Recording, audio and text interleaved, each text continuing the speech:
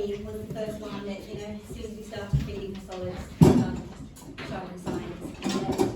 So with every other child in the hall that showed the same symptoms, we started to realise this isn't just one child who has very acute taste buds or very fussy or something. And we started to realise it was a sweet, savoury fruit, vegetable, sugar, and kind of worked from there. We actually we're British, we lived in New Zealand for 26 years, had all of our kids in New Zealand, and we came back here 2 years ago, but no doctors, no one, no medical, no one knew anything about HFI. So when we came here, Holly actually did the research. She got in contact with someone here. I think it was actually Helen at Metabolic Support, and she was like, okay, go get referred to this place. And So she got the ball rolling, and now this is the first time we even knew there was a name for it. This is the first time we've met anyone, so hello. It's been a long journey. I'm Chris, husband and dad, and I know I can speak on behalf of the family, but it's really quite weird hearing, we've never ever heard another human being other than the contact Holly say, I've got HFI, and we know that's why my stomach started here, because normally it's followed with and then an explanation, then I can't be bothered to explain. I always knew my wife was 1 in a million, and when the Great Ormond Street Hospital said we have to ask this question, but it's so rare that you having, because I'm a carrier, I don't have it, that you having one dud gene and your wife having one dud gene, of which you passed on 2 dud genes to 5 of your children, are you sure you're not related? I said, I didn't want to say Mom, but I never said that. I just said, well, I knew she was 1 in a million. So yes, so this has been a huge journey. I'm looking forward to meeting other people. So you're mine. As. You never know, your dad might have had a push bike. I'm designed, I have HFI. I'm Amelia, and yeah, I have HFI too. I'm Gabriel, and I'm one of the 5 with HFI. We have a 2-year-old with HFI as well, that we left at home. Understandable. this morning, yeah, it does sound We travelled 3 hours, so like. Right, well, that's introductions done. Yeah, what One do we... family to play out, one and just for 3 people. Alright, we're going to talk a bit more now, but thanks for sharing the stories. I'll leave you all to it, but before I go, shall I take a picture so I get all of you? Yes. Yes, please, and then I can Get us all in. luckily I'm really tall.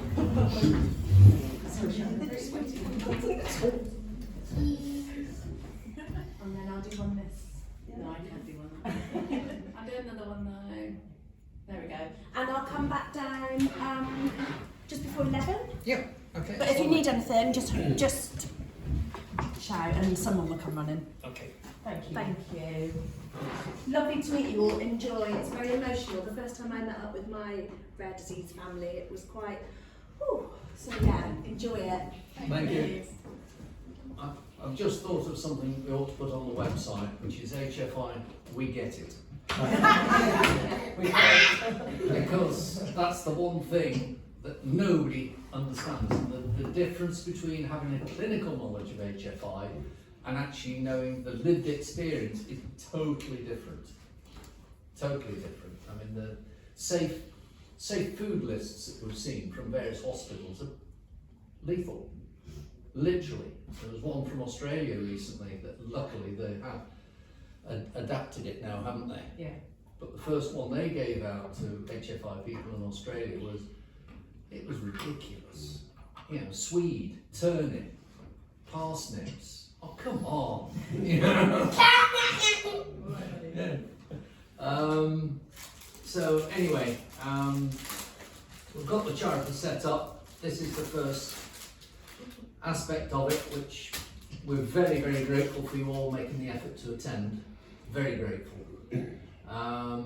Hopefully we're starting to make tracks government-wide with getting HFI included now on the at-birth blood test or genetic test.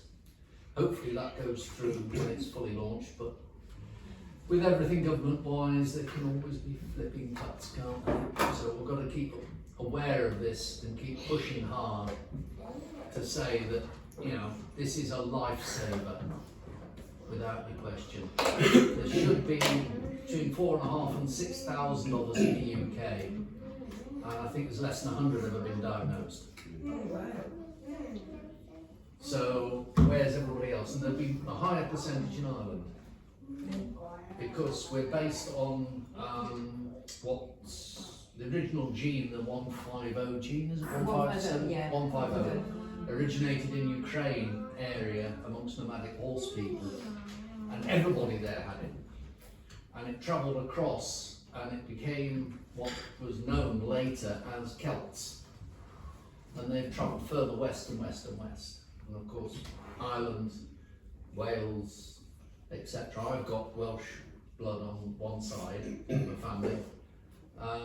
My other gene is from Spain or Italy, I think. I don't know quite how that occurred, but anyway, that's a bit of the history of it. We've only just discovered this. This is only a couple of weeks ago when we met Professor Tim Cox, and he mentioned it.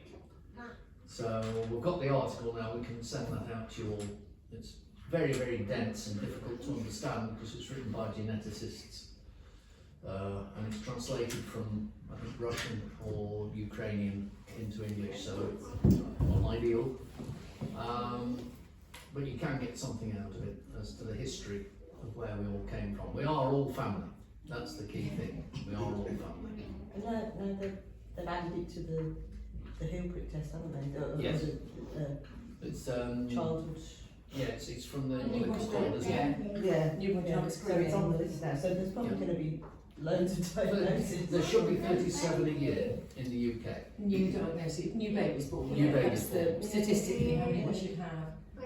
So it's quite a... just one thing before I forget, whilst we do communicate by the Facebook page, it would be quite nice to be able to email people with any, you know, so if anybody's happy to put your email addresses down, we'll use a dedicated email, you know, maybe We've got help at HFI support, haven't we? Yeah. And we will have other ones.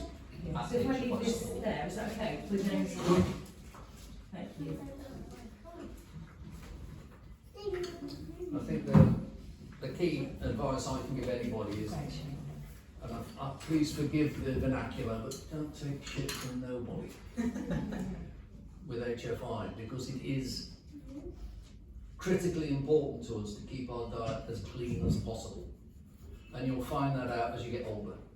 The cleaner you can keep your diet when you're younger, the better you'll be when you get to my decrepit age, for example. Yeah, I can't tolerate what I used to be able to when I was younger. Interestingly enough, so stuff I used to be able to eat. I can't. Yeah, now I suddenly think, well, I don't feel good anymore. Mm. You do tend to get more sensitive as you get older, I'm afraid, as you discovered. Yeah. I think I've noticed that I'm only 22. Like, there's been a lot of things that I used to eat that I cannot have now. Really, so your body's telling you, isn't it? That, yeah, bless you. I think it's what we've all got to do. We've got to listen to what what we know is right, and actually just be. I've started saying if we're going into restaurants or anything now, I can't tolerate fructose, sucrose, or sorbitol, and they look at me very strangely. But I think the more I mention it, and the more in fact we all mention it, the more likely it will be for people to start to take notice. I've also got a rare disease alert card, which I'll flash that one as well. So people just have you got one? Yeah. That's the rare disease alert card. You get that from Addenbrooke's if you're under Addenbrooke's Hospital. At the back there it says, mine's really badly written. It looks like I wrote it. I'll say nothing. Does it feel when you show that, like the initial response, they see the first word and they want to put a mask on or step back because they're thinking That's contagious disease? But not. This is an argument I had at an event recently. It wasn't Voices of Rare, it was Pictures of Rare, where they're trying to ensure that people are represented, people with rare diseases are represented photographically, instead of being sort of hidden away, you know. and but they kept saying disease, rare disease, and I said I really object to that word, because certainly for HFI it's a rare disorder or rare condition. As long as we're on clean diet, we're perfectly fine, probably better than everybody else, eating everything that we're told we shouldn't eat. You know, I mean, dietitians can be either your best help or your worst danger, because they can tell you to eat things that are really not safe. Oh no, you can eat that. I mean, I attended a meeting with Christine from Crete, her little lad. His liver was almost totaled by sorbitol in throat medicine. And he was very, very poorly. And the dietitians at Addenbrooke's turned around and said, well, you can have up to 8 grams of sugar a day. Well, I blew the top. I absolutely went very rude, I think is perhaps the politest way of putting it, and told them that, you know, you kill him. You know, you kill this lad at 8 grams. An adult, if I had 8 grams of fructose a day, I'd be as sick as a flipping parrot. You know, and he's got a damaged liver. His liver's hardly functioning. So anyway, I'll stop ranting on that. Something that's occurred recently, which we're going to try and get somebody to investigate, is the fact that when we eat fructose, we bind up all the phosphate in our systems.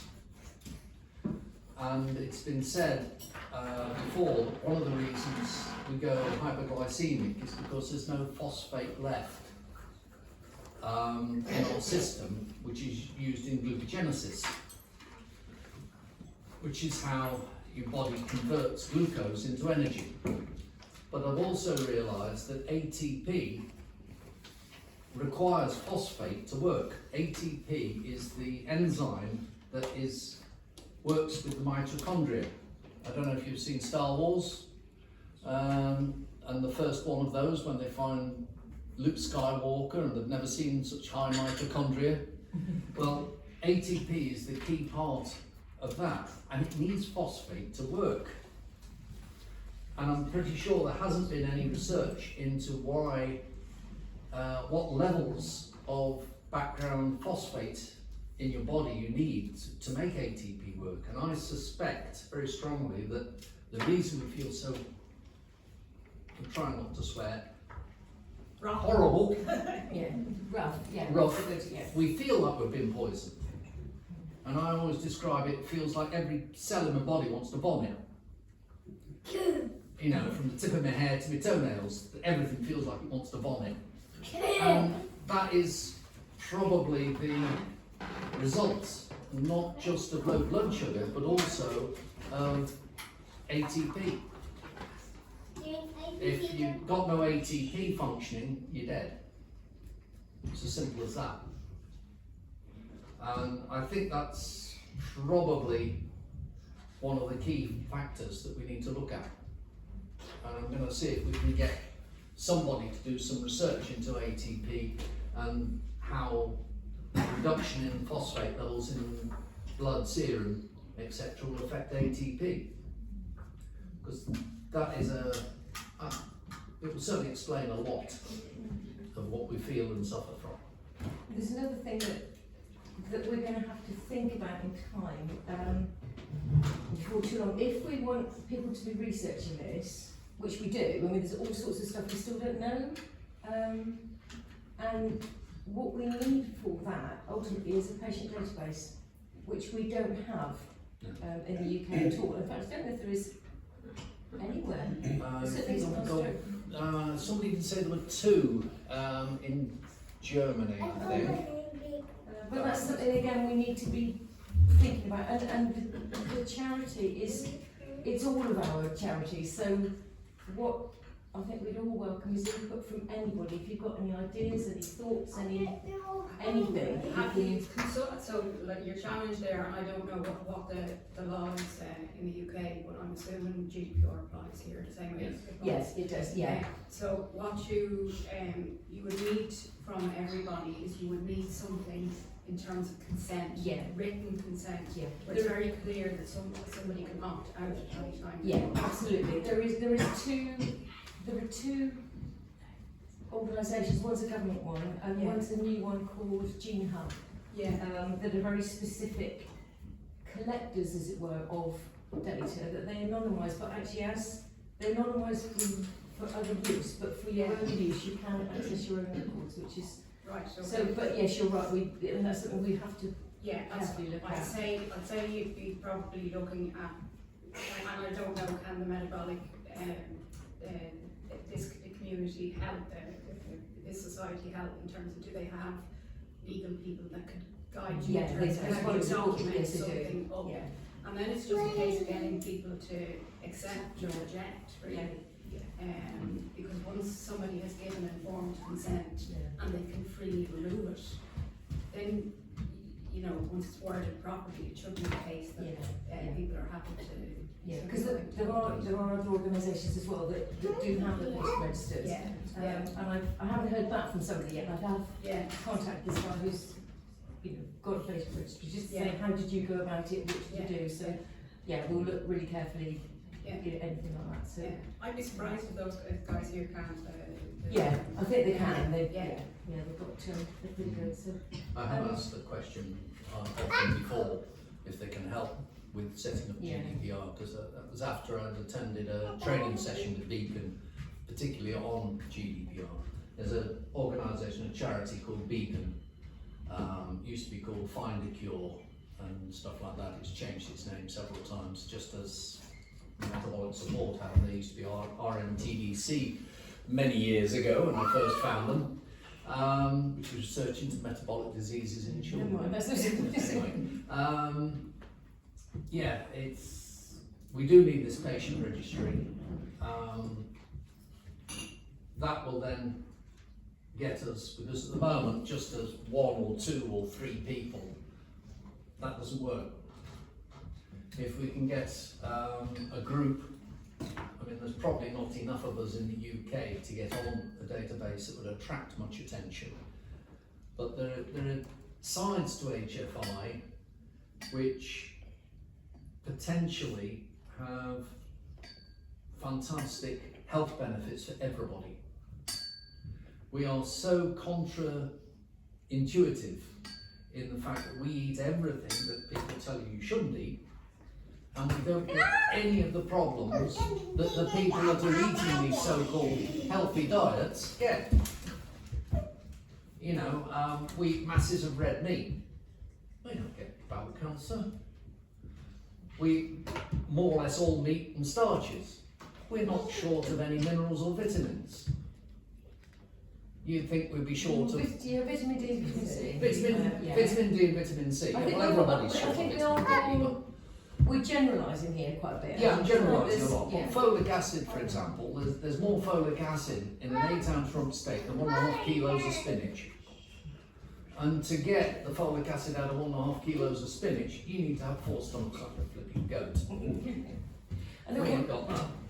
One of the other, I don't know, Danny, do you want to just talk a little bit about Freya's story, because it's because I think one of the things, again, for me, it's not about me. I know how to deal with what, you know, with HFI, I know, but it's for the little ones that are coming along now and the ones that are not being diagnosed and that are being missed. So one of the things, if it's okay, that I wanted to do was for Danny to just share Freya's story a little bit. Is that okay? Yeah. So my story may well resonate with people. So Freya was born, we don't have HFI in the family, you know, nothing. I haven't even heard of it, it was just a bunch of letters in the alphabet. Freya was born, and from day one she was really poorly. So I took her to the doctors, it's colic. Took her to the doctors, how's your mental health, mum? Took her to the doctors, all reflux. Isaac did have dairy allergy, he had many allergies as a baby. So then they assumed it was dairy, and put her on dairy-free formula. what we're discovering is there's sugar in formula, which should, that everyone should be outraged that we're putting sugar in baby milk. But I trusted the professionals, and they said this is the milk, that'll make her better. It didn't. And it escalated. We were in hospital from 8 weeks old, she was in hospital at least once a month, and then they were like, this isn't right. But instead of investigating what was wrong with her, because it wasn't a milk allergy, it wasn't the obvious stuff, they were like, no, it's not medical, it's mum. So then I was accused of fabricated and induced illness, which is What were the symptoms?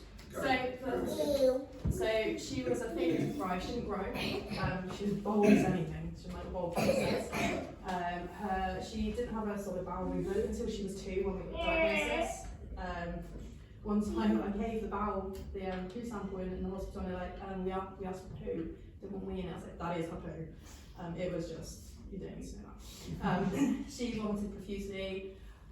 People would say when I fed her, they're like, she's acting like you're poisoning her. I was like, I'm not, I've just made it according to the instructions. But I was poisoning her because I was giving her this formula that they blindly told me is safe.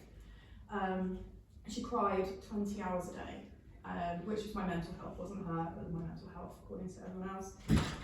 She vomited profusely, she had a massive stomach, she was always pale, really tired all the time, didn't act like a normal baby. Always happy. Freya, through everything, has been such a happy child, but she'd be smiling through absolute sobbing. I mean, she'd cry real tears from 2 days old, and babies shouldn't do that. So she was really, really miserable, and yeah, so then it got taken to court for fabricating induced illness. They're like, mum had access to laxatives because they're like, laxatives are sort of as overflow diarrhea. Okay. So they were like, let's test her food for laxatives because mum's obviously given her these laxatives. It got to the point where I had to have people watching me 24/7 to make sure that I was not poisoning my child, which involved them sleeping on my sofa and on my bed, and I slept in the kitchen. They then said, no, mum's still doing this. This is more than one professional, it wasn't just social services, it wasn't just health, it was everybody. So then we were sent to a mother and baby unit 200 miles away from home.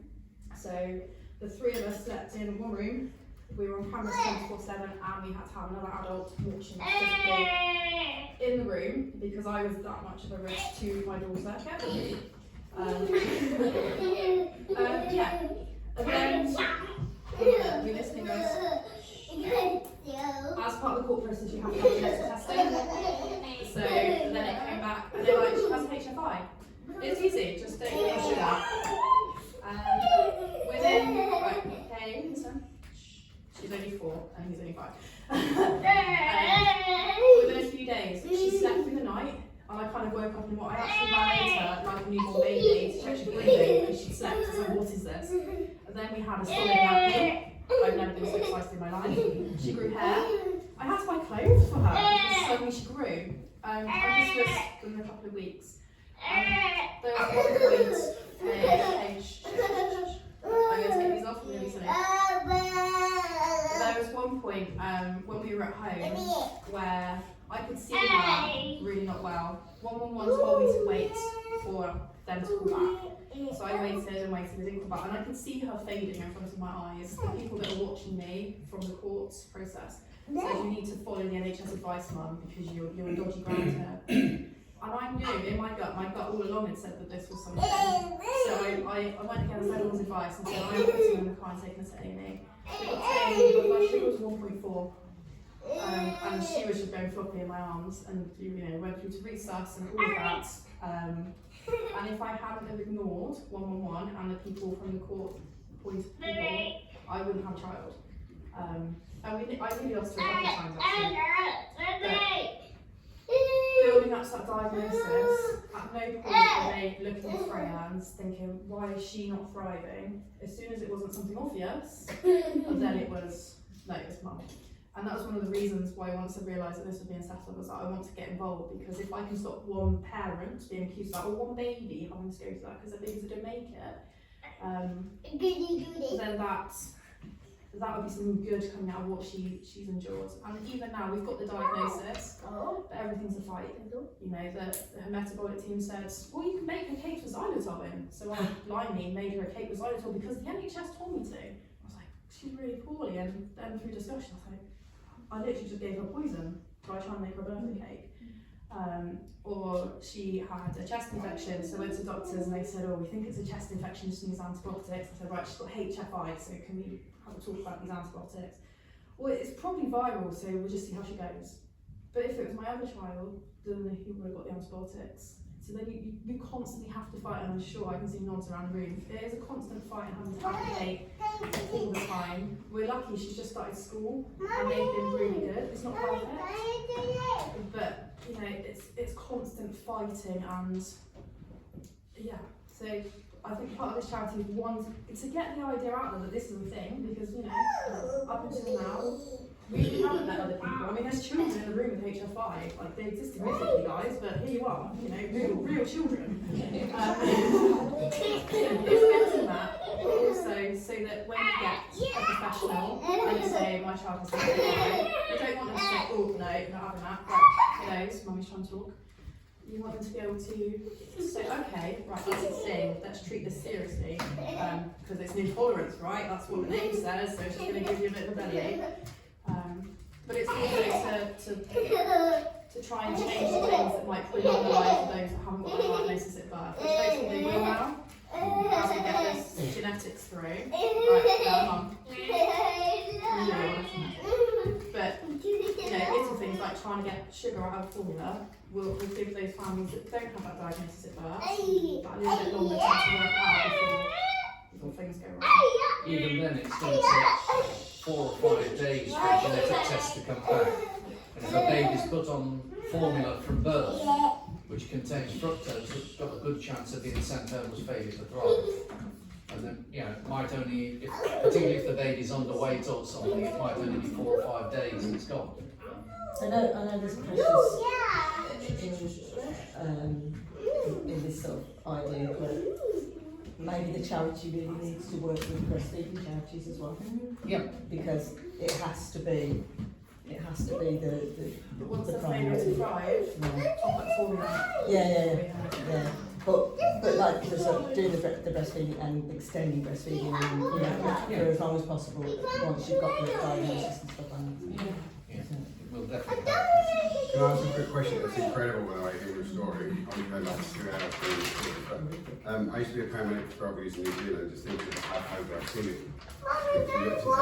So when your daughter was taken in, their blood sugar was 1.4, did they acknowledge or know what HFI was, and then did they proceed with glucose at that So point? at the point of 1.4, we have no diagnosis.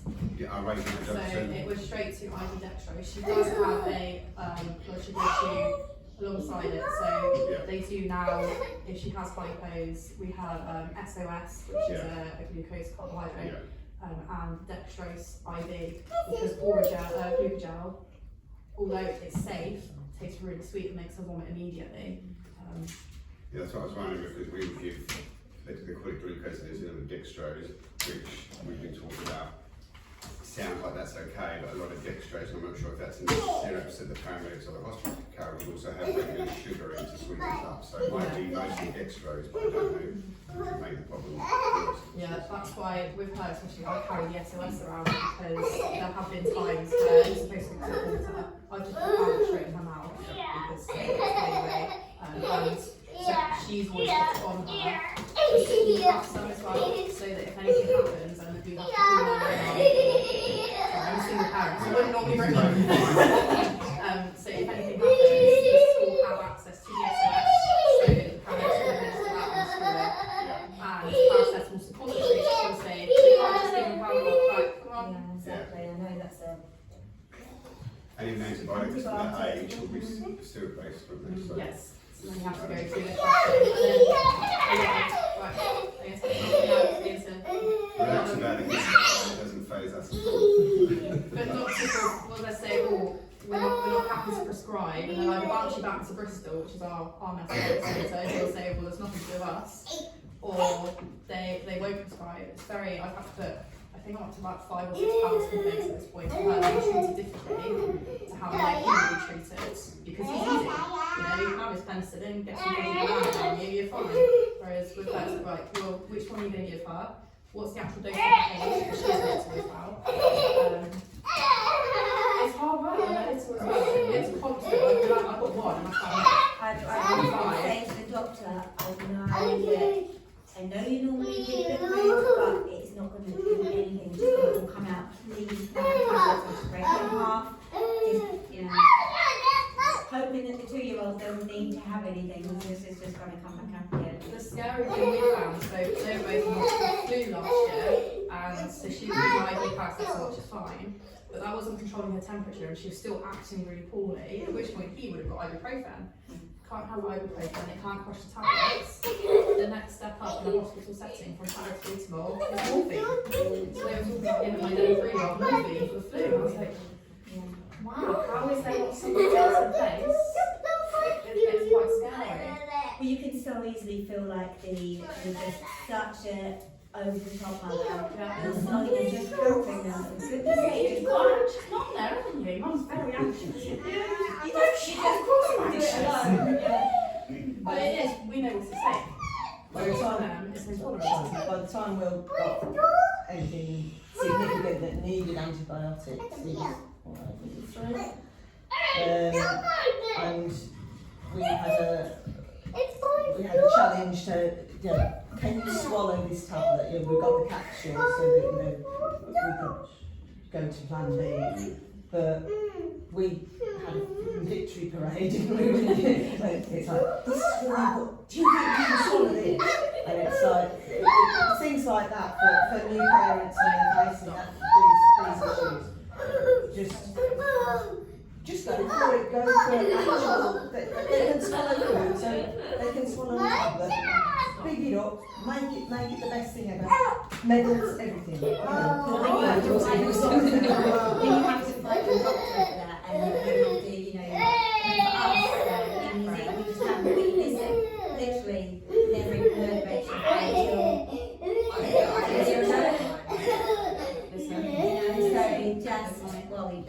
I think that's part of the problem. The name is rubbish. It just looks like, oh, you're such a bit strange, isn't it? Moving on. Yeah. It was dismissed. Yeah. That was one of the reasons we started using the word fructosemia. Yeah. Because you use fructosemia for doctors, and that really sparks them up to start thinking, oh, well, hello, you know, there's something here. But that is a different condition. It's similar, but it's different. Clinically, it's quite similar, but in somebody that develops fructosemia, you develop it later on in life, and it's a result of liver damage, either physical or viral. And those poor people still eat vegetables, still eat sweet stuff. They don't know they're ill. They haven't got the HFI in testing, which is what we've got. Even if you have a liver transplant, and I have had discussions with Americans that say, should I get my child a liver transplant? Oh, jeez. Yes. We've also had them saying, there's a chance my child might be born with HFI. Do I have an abortion? Yeah. I'm really upset by that. Was something Yes. like that? I wasn't expecting I'm not joking. Yeah, I just cried because I thought, well, that, you know, when I didn't get diagnosed, I was 25, so obviously went through all the childhood stuff of just puking every birthday, every Christmas, trying to eat everything that everybody else did and being poorly. But just to hear that from somebody, That is the most ignorant. yeah, I just wasn't expecting to feel upset. We're saying we shouldn't even exist. Exactly. Yes, it's there. Exactly. So just if you stick to a diet, we have a perfect normal, probably Yeah. So I mean, I've even had my consultant say I'll probably have a bit longer than he did based on his diet. So a statement like that is incredibly. I think Freya's a perfect example that if we're on a good diet, you know, we're perfectly normal. No failure to thrive. No failure to thrive there, is there? No failure in anything else. But nobody should have to go through that, should they? Sorry. I was just going to say, just going from in a different direction. All those people, we're all here and we're all going to go our separate ways now. And is it an idea to probably, is anybody happy with this, is to say, have a Zoom call every 6 months so we can all get together again? You know, we're going to walk away, aren't we? I think I didn't ask who or what, and there's so many ideas that even at my age you kind of think, well, I asked somebody to say, well, what do you think, or how do you react to that nibbling on that or whatever? And I just think if everybody's happy to just have a little get together and Zoom wherever we are. I think that'd be a good idea, because that's one of the things, actually, one of my next things to set up is a professional Zoom, so that you can have up to 100 participants, I think. It's, Oh, that'd be yeah, so great. that'd be one of the first charities. But again, the charity needs funding, and that's a big, issue, because everything needs, it either needs, attending for meetings, and we're lucky for Metabolic Support, we get our, travel back, which is fantastic. But I can't subsidise anything personally. I would if I could. And you subsidise £300 in Well, I do, London, but yeah, the hotel accommodation for us to do the 2 nights down there. yeah. But I can't, so if anybody has any ideas on fundraising or any ways to take that forward, then please. But I think you're right, we could do that. If we get the Zoom set up, we've now got your email addresses. That's lovely, thank you. And then we'll set up a Zoom at some point. But we can let you know as well, and let you know any new research or whatever's happening. I say to everybody on the forums, etc., so we've been doing this nearly 20 years, supporting people as well. I always say you can ask anything. Yeah. No question is too silly. No question is off the table whatsoever. Oh, I send you all sorts of crazy, she's asking for this, help. Well, it's But not so a I think, problem. even if you know it inside out, you can still have things that you think, I'm not sure about this. Just for fundraising, one quick thing, we could possibly help down the line, or again, requires funding obviously. I think if you had some well-made short video testimonials of like your story interlaced with footage of the kids and maybe the person, so it's a real, a real story, Yeah. then that itself Yeah. puts it Yeah. up there with the, okay, this is real and this Yeah. affects people. Yeah, no, And- yeah. We are asking for bios for the biographies for the website. Yeah. So I And can any put blogs videos as well, please feel free to, yeah, thank you. I did, I set up a YouTube last night, I actually found a YouTube channel as well, so I literally set it up last night. Have you done any like media appearances or anything? Because Not we can yet, get but someone in. Danny and I are going off at time on our local spotlight at some point. The Australian charity, when I was last in Australia, I met with Corinne in Australia, and then was it Corinne or was it Corinne it was, yeah. Corinne, yeah, in Sydney, and another girl from Australia came across, and we met last year in Cheltenham. Yeah. Always seems to be the Cheltenham. Cotswolds, Cheltenham or Burton on the Water. And anyway, they've set a charity up in Australia now, and they are absolutely killing it. Is that They're one they doing- launched just a month Yes. ago? Yes. Yeah. Yeah, they're absolutely killing it. They've been on ABC News, they've been all over the place, and they've got a trustee who's got HFI, she's a clinical research medical scientist, That's fabulous. which is So if absolutely anybody wants, please feel free to just publicise it. Yeah. We've got Raise the awareness. BBC in a few weeks, haven't we? Yeah, we have. BBC Yeah. and you and Freya. And it's always worth speaking to Kirsty, our CEO, about if there's any chance of any funding pots anywhere for communities to get together.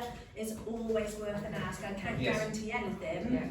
but even if it's, a bit of back office work as well, we're thinking about doing this, how would it work, things like that. She and the team are great at trying to help other communities grow and develop and get funding where there might be the opportunity to.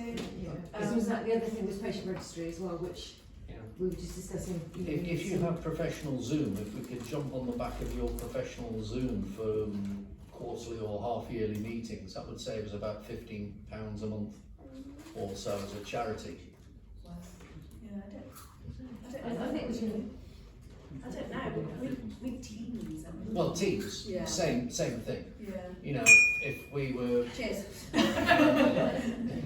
With this size group, you can use, at least not many people, you can use the free version, and after 40 minutes, if one person in the group can dial straight back, so everyone can connect Yes. as a hack.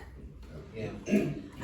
Before you all go, I was just wondering if you would all be happy if Sam and I were to capture, it doesn't need to be on video, it can just be voice, or video, whatever people prefer, just like 1 or 2 words what it's meant being here today to you, just because then I think again, if you're looking at funding, things like that just switch it up a notch and will just really try and help you to, and obviously we can share all this with you guys. So I don't know if there's a raise of hands, if anybody does not want to be on video. I think I've done a bit, I've done this morning, so I'll step back. Not you, that's not a problem. You've not got your makeup on today, you're not camera ready. So Sam, are you alright if we just collect some audio? And then we can just snip it all together and send to you what it's meant you all been able to get together today. I would like to thank Metabolic Support because it was at one of your meetings, probably 2019-ish, that you had a lady there from the NHS or from the government side, and they were talking then about genetic testing for conditions, and poor lady, I did hear all her, and how she got away without cauliflower ears afterwards, I don't know, because I gave it full flood HFI, and thank goodness we're on the list. And I think that was solely because I managed to get her attention on the day, and you're responsible for that, and we thank you both. So thank you all. Thank you. Because that could save, you know, there's 37 families a year will benefit from that. And we're on this. Right, testing. So just 1 or 2 words to sum up what's meant we've been able to meet today for this HFI community. Special.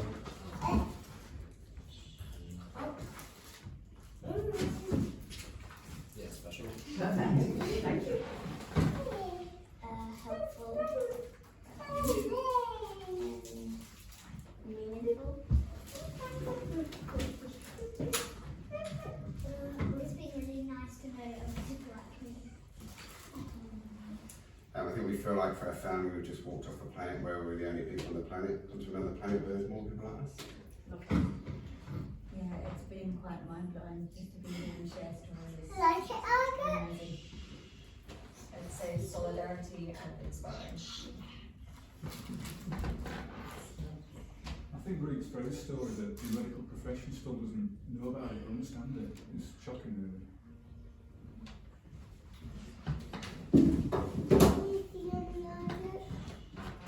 Exciting and emotional. I think it's great to have connection, validation, and also opportunity for what we can do now. It's a really strange experience being in a room full of people, but I don't have to explain to for once. It's nice meeting the family.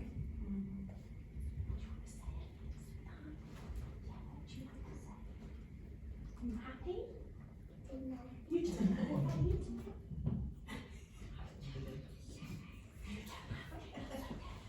I think it's like meeting your family, because there's this acceptance in this room. You don't have to explain it. It's like being in a new family that we didn't know we had. We're not on our own anymore, are we? Other children. Today, after 51 years, is the first time I've met others like me with HFI, so I found my tribe. Thank you all, that's amazing. Thank you. Really, yeah, delighted we were able to be a tiny little part of it. So thank you. You'll be all very happy to hear that it's break time. So if you all want to go back upstairs, they're just finishing off, so don't rush by any means, don't fall going upstairs. And I've got a carrier bag with some specific snacks in for you guys, and then at lunch there's different food and stuff. So There's always a carrier bag of stuff. Anybody want some snacks? I've got some Biltong here. It is actually HFI safe. At least it's safe for me. I can eat it.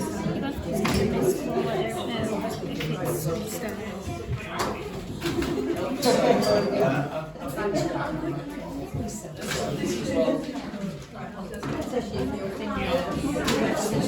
well. The rain. Yeah, they're not in our local. Okay, can you just take them out? Oh, for me? Yes. Okay.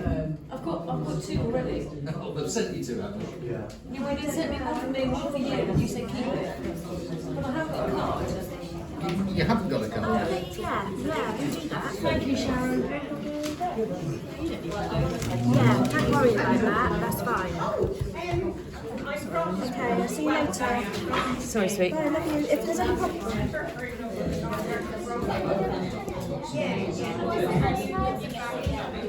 What? Please, mate, as well.